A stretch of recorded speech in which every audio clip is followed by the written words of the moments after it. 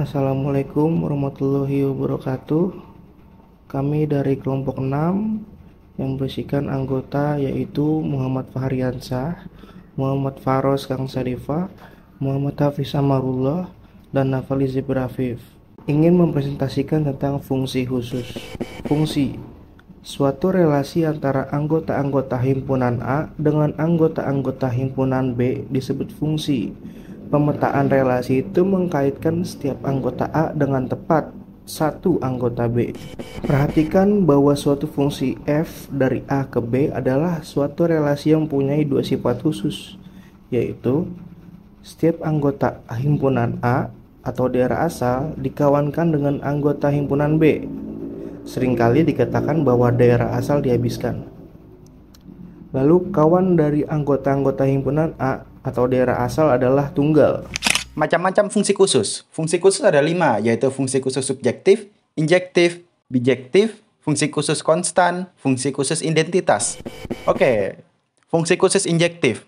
Suatu fungsi f A ke B disebut fungsi khusus injektif bila anggota-anggota dari B merupakan bayangan dari tepat satu anggota A. Setiap anggota dalam domain memiliki tepat satu panah keluar.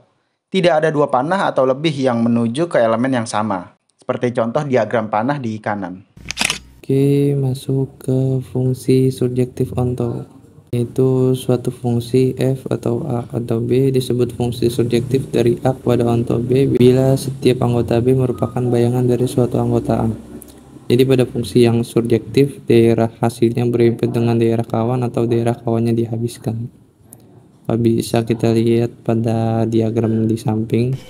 Lalu yang habis itu ada fungsi bijektif, yaitu suatu fungsi yang dimana A itu ke B merupakan fungsi bijektif apabila fungsi adalah fungsi surjektif dan sekaligus injektifnya.